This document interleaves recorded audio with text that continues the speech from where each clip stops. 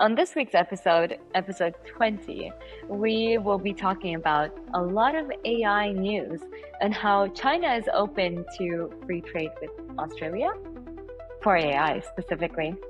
The first human trials are now being done with an AI-designed drug. In other news, Robinhood has started trading tokenized stocks of private companies. Find out more. It's really interesting. And we are ending this week's episode on an all-time low for my portfolio and an all-time high of Michael's portfolio.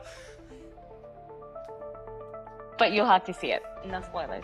Hi, everyone, and welcome to the NFA Podcast, your weekly podcast where we give you all the news and market insights, but do not give any financial advice. NFA stands for not financial advice, but also niche backers and everyone else listening. So welcome to the show.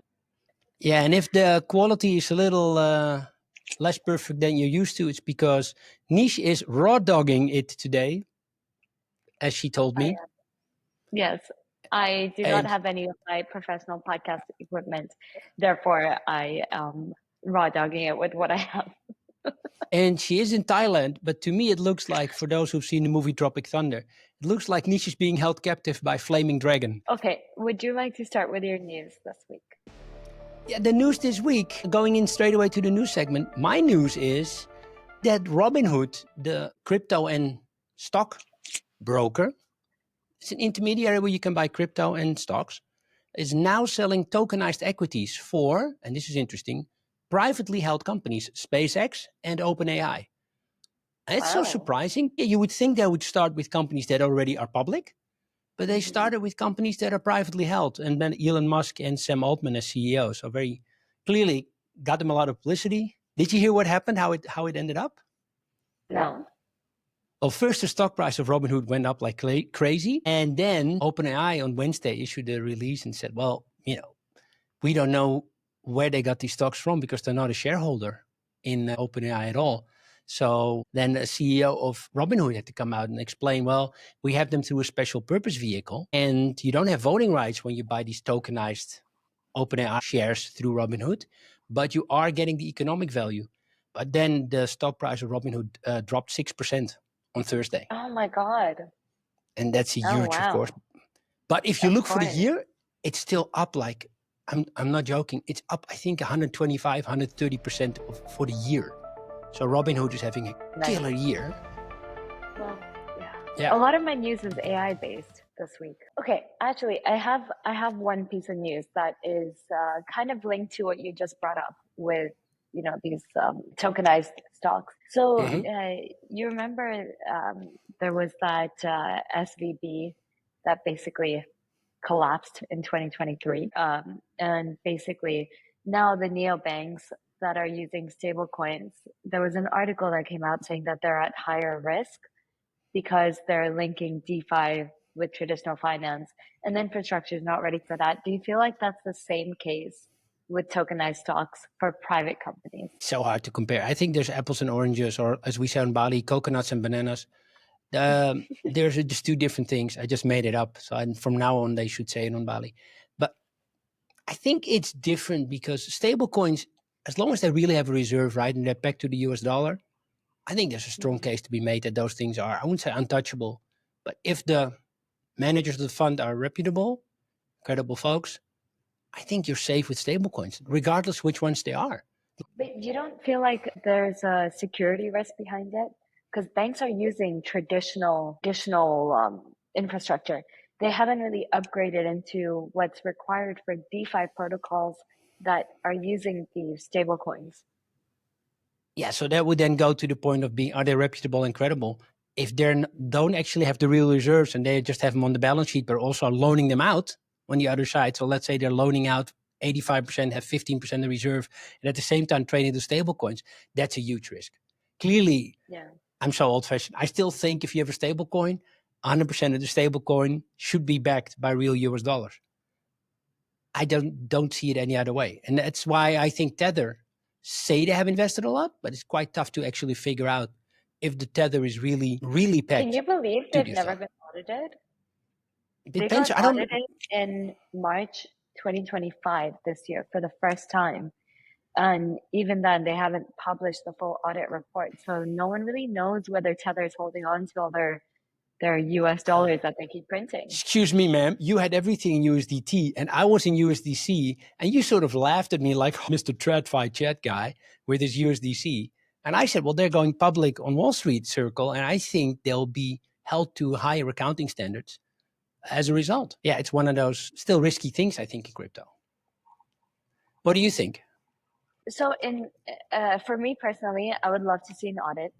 Otherwise, I actually am already moving my crypto out of USDT and into USDC.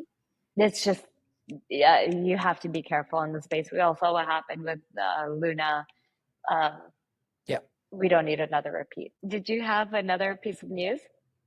No, my whole thing was that I really tried, here's the thing, to buy for the trading competition some shares in SpaceX and some shares in OpenAI, but I don't longer live in Europe, and Robinhood is restricting it to European, listen to this, European Robinhood users. So US Robinhood users can actually not buy those tokenized equities in SpaceX and in OpenAI.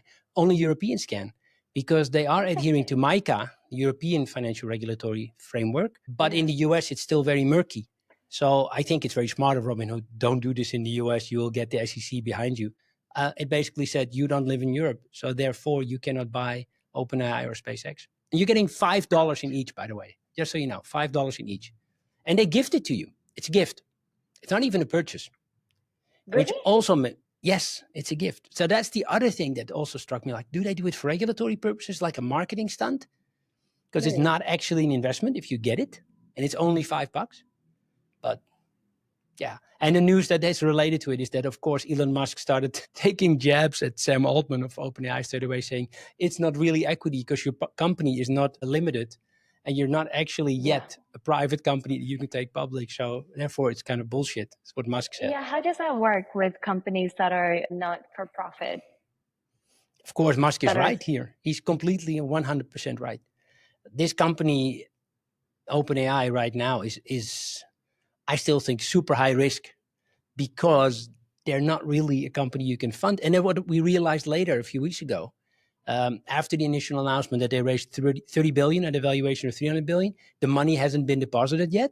It's conditional on them becoming a for-profit company, which is not a done deal at all.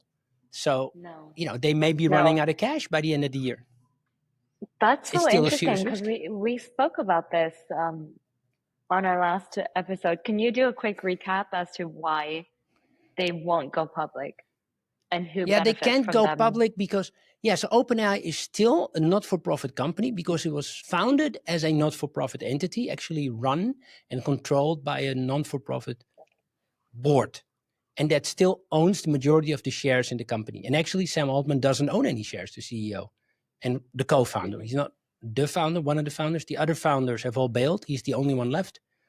They basically are struggling, even though they have great commercial success in terms of revenue, in terms of earnings. They're really, really far, far away from ever becoming profitable. He has apparently promised to investors, listen to this, still that gets me, revenue of 125 billion per year in 2029. So that's a lot of money. And then the company would be profitable and very, very lucrative as an investment. However, first he has to make it the right entity and swap from being a non-for-profit company to a for-profit company. And it's still not clear that will happen. And Microsoft has a huge vote in that. And Microsoft who owns 49% of the shares, does not appear to be interested in making it a public company. It just loves the revenue because it's also got a revenue deal. And here's the best part: on top of the revenue deal that they have, that OpenAI has to get their compute from the Azure platform, Microsoft also gets a huge percentage of the earnings. I think up to the first 90 billion, but I could be wrong there. 90 billion. So Microsoft's just sitting there going, hey, they don't need to go public. I'll just take the cash. And I still think that's amazing, because for Microsoft, with their 40% profit margin and their PE ratio of 32, it means that that cash annual per year coming in from OpenAI is worth trillions to them. So I think Microsoft is in a sweet position. Do you think that OpenAI will switch to a for-profit company? It will be painful. It will be really, really painful because Microsoft has no reason to. They don't need the cash. People say, yeah, but then they could, if it's a 300 billion company, they own 49%, it's 150 billion extra. Microsoft is worth 3.5 trillion. For them adding like 150 billion in market cap, drop in the bucket. He will make that in the next month. Its stock's going up. It will be worth 4 trillion by the end of the year, which is now the second most valuable company in the world. Nvidia is almost at 4 trillion. It's number one in the world right now.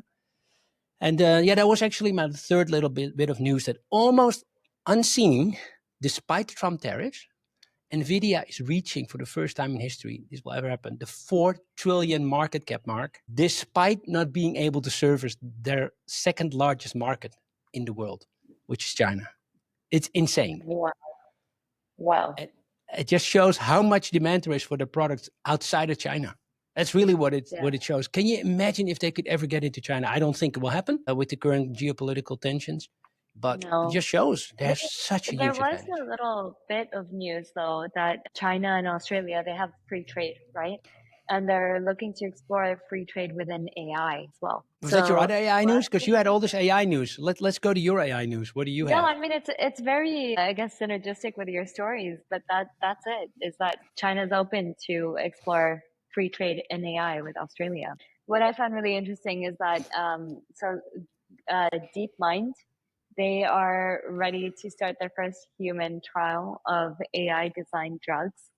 So now we have AI technology really infiltrating the medical market. And this has been going on for a while, quite big in the decentralized science space. And so for me, the integration within AI and medicine is powerhouse. So this is some really big news, because before any drugs even come to human trial, they have to go through layers and layers of lab testing, in vitro testing of cells, like on animals, and then it gets to the human stage after years. So this is huge. Yeah, but that's good, right? I mean, you don't want them to test it on humans just fresh out of the gate. Like, let's try this, kid. Yeah. No. But now with AI, they can advance. It goes quicker. That whole development cycle, is that how we should see it? Yeah, exactly. So the whole development goes quicker. It can actually predict outcomes a lot faster. It can read medical reports a lot more with more efficiency as compared to our current systems. Okay, interesting. Yeah. Mm-hmm. Yeah, it's really cool. And then the small little piece that I have as well is, I don't know if you saw this about Samsung, their Q2 profit. There's a couple pieces out saying that there's almost a 40% drop because of their weak AI chip sales. That's amazing. So maybe it's because that Samsung doesn't appear to be a real strong player in the AI space in terms of high-end chips. So that could be it. And if you just slap the label AI on something, doesn't mean it will sell. I know everyone's trying. Yeah, and it's a forecast. So they're forecasting a 39% plunge in the second quarter of operating profit as of Tuesday. Okay. Well, that's it for the news on my end. But it's a lot of news, though. So it's a lot of AI news, right? You can tell, though, that the news cycle is slowing down, don't you think? Because of the holiday season? Thank God. Honestly, thank God. Why? Like, everything just stopped. Everything paused. Iran bombed Qatar. We fled Dubai. Well, I mean, here's the thing. That's why I was surprised that Robinhood announced this news the week before July 4th. 4th of July weekend is pretty much a week where you don't announce news. And they came up with this huge bombshell. Yeah. So I guess they thought this such big news, it will work for them. But I guess they're making it out alive, and they are a great company. They allow people to at least learn how to trade. It makes everything easier, and that lack of complicated user interface is what's needed for the industry. I've tested their crypto wallet, and I can tell they're really trying to make it easy, really easy for people, and it's still not easy, but that's not their fault. It's just because blockchain is just tough. For the user experience, jeez. I don't know if you saw, but Soulflare, the wallet, they started stocks. So you can now buy stocks on Soulflare. No, I didn't see that. No KYC, no nothing. Now, how can you do no KYC when it comes to financial products? I don't understand. I have no idea. I'm going to read this one. I just don't understand. There's no news about them launching stocks. I opened my No. wallet today and they're like introducing stocks. And I'm like, cool. No press release, no nothing. I have nowhere to read about it. It's also when you look it up and there's nothing online. It's such a bad sign. They're just testing it in the app, maybe. Maybe they're just testing it. Maybe. Or maybe it's on Twitter. I don't know. So then if we move to the market segments, in markets there was a lot happening. And there was. Amazing to me. I mean, still, if we start just with the fact that there's so many wars going on right now, still, and new ones, basically. I saw a YouTube channel called Everyday Spy. I think it's Andrew Bustamante, former CIA agent, talks about how to influence people and explains a lot of stuff. And he explained we're basically in World War III. I thought, well, that's interesting. And the guy's got like 500,000 followers and he's very smart, very articulate, just a really, really smart guy. And he explains we're in World War III. And I'm thinking, well, I look in the stock market, I'm thinking that people haven't realized it yet. And that's his point. Because it's not nation states going at it, but it's nation states funding other groups that are within a country. Like Iran funding, helping to fund Hamas and Hezbollah, and then fighting Israel, which is clearly in bed with the US. So it's already happening with China, active in South America. It's the weirdest thing that's going on. And then you look at the markets and it's like, yay, party in the USA. It's unbelievable. Everyone's just tunnel visioned into crypto regulations right now. It's like they've put blinders on everyone. It makes zero sense. It's like people just need to take a step back and understand the geopolitical environment that we're sitting in, because it is volatile and it will get volatile as more and more people pick up on this World War III that we're going through right now. And do you think that the Trump bill, the big beautiful tax bill being passed, or whatever big beautiful bill, that it helped the stock market, or is just people just thought it was going to pass anyway because he controls Congress with Republicans, and it wasn't really big news? I think it's already priced in. Yeah, again, honestly. Everything's priced in. Yeah. Everything is priced in because the markets were doing so great. How in the crypto markets? I just basically am speaking right now first about the stock market, which has done great. Even in June, listen to this: the S&P 500 in June was beating Bitcoin. It's just, to me, unbelievable. Yet Bitcoin almost hit an all-time high again. Was it at 109 something and almost hit 110 and then it retreated a bit? What's going on in the crypto markets? I don't get it. I'm not getting it at all. We'll find out. We'll find out next week. But there's great show for the viewers. The value that we bring. We have no idea, people. Here you go. Stay tuned and find out.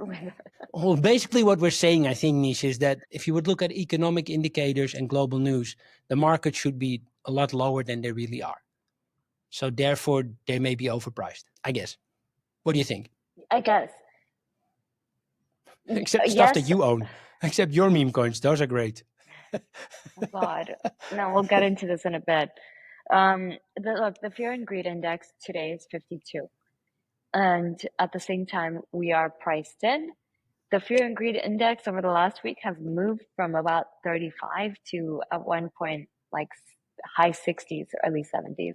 And so it is definitely a volatile time. That's why I say I don't really, it's hard to predict which way the markets are going to go. Yeah. There is a lot of uncertainty. There's a lot of moving parts. The broader political environment is changing. Bitcoin's supposed to hit a new all-time high according to 10T, which is a really strong fund in the space. They predict that Bitcoin's going to hit a new all-time high within the next 2 weeks. It's a mix between bullish sentiment and fear, and that's exactly what we're seeing. That's exactly so when fear and greed index, is at 52, that's sort of halfway, right? Everybody is just as afraid as they're greedy. Yeah. And what does it mean? I mean, we'll see. And what does it mean for the altcoins? That's what I always wonder about. What is that? I would say uncertainty always drives it drives greed. And so I guess you'll see through my trading portfolio. I was on Pump.Fun with my remaining $40, was it, in my Solana account. And I am unhappy to report that I now have $1.79. Wait, let me just go. let's take a step back. We have to do a better introduction. We're moving from the market segment into the trading competition here, clearly. So, just so I understand, last week you had $60 because you went from 100, you went to 60. And you had $22 left in your Solana account, I think. Yes. And you had 40 in some kind of dodgy coin, the uranium coin. No, so I had 40 in my Soulflare account, in my Solana account, and that's what I used on Pump.Fun. And then I had 22, which was in USDT, but then I moved to Near. Ah, okay. So you had 62 last week. Yes. From 100 that we started with a month ago. You had 62 and now left. I have and now 24.28. And how have you managed to do that? Did you keep at least the $22 that you had? No, I put into Near. So Near did well. Okay. Well, it went from $2.13 to $2.18. So my $22 is now $22.49. My Solana account definitely did not do well. And I'm at $1.79 there. So altogether, I have $24.28. What happened then with the Pump.Fun thing that you tried? Did it just go nowhere, these tokens? What did you buy? One token or several? What happened? I don't know. It just, I would do well and then I would just get rugged.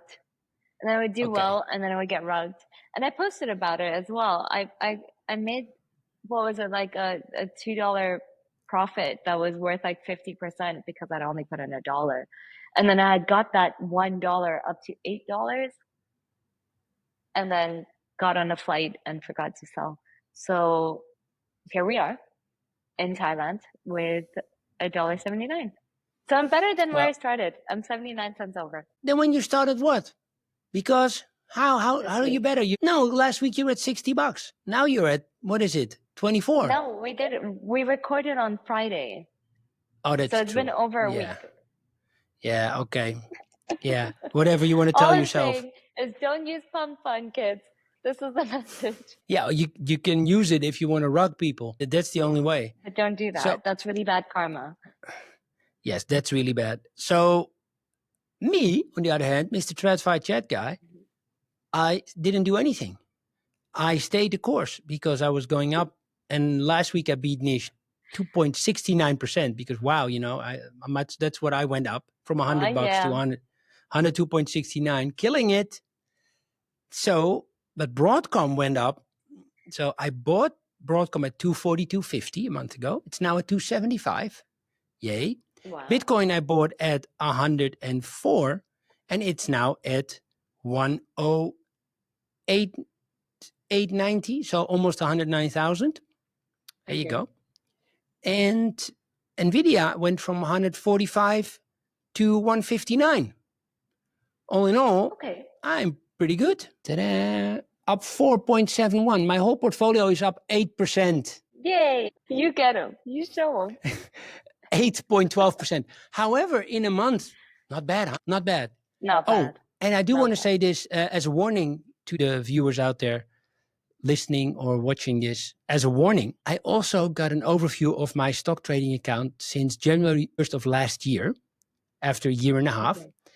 And here's the overview. I only did 6 trades. 4 of them did well. 2 of them did horrible. So it basically says I didn't spread enough. That's my point. It's just the fact that Broadcom and Nvidia did so well that it sort of compensated for the ones where I lost on. Okay. So that makes sense. If you look at my stock picking, I was right. It says 60% were up, 40% were down. So I did okay. Okay. The portfolio overall is up 97%. And the reason for that is just because Nvidia and Broadcom are so disproportionately high in my portfolio. That's the only reason. 60% is not great, it doesn't mean you're good at this stuff. It's just that I was lucky with 2 that I had in there. Plus, and this is something that I don't give advice. Again, we don't give advice. The NFA podcast doesn't give advice. But what I do warn people for is that they hold on too long, hoping it will come up. Take your loss at a certain point. Supermicro, I had sold at a loss of $5, but better to sell at a loss of $5 and then move into stock, use that cash, put it in something that is going up. So But okay, I'm beating you in the trading competition by, you are down how much percent? How far are you down? I'm about 75% down. Here, let me get you the exact number. And I'm up 8.62%. So I'm down 75.8%. My big problem with this whole thing is that you can make that back with your silly trading like this, because my 9% in a month. Yeah, my 9% in a month looks great if you're not in crypto. Then you're thinking, oh, this guy's kicking ass. And then people in crypto are like, you made 9% in a month. Puh, puh. 90% of people on Pump.Fun have not made a profit. But I have to say my personal portfolio is up about 25%. Right. Personal, not the trading competition. Not the trading competition. Okay. Yeah, your personal one. Because 25% for what? For the month or for the year? No, since our last recording, so about 10 days ago. Here I come with my increase from 2.7% to 8.7%.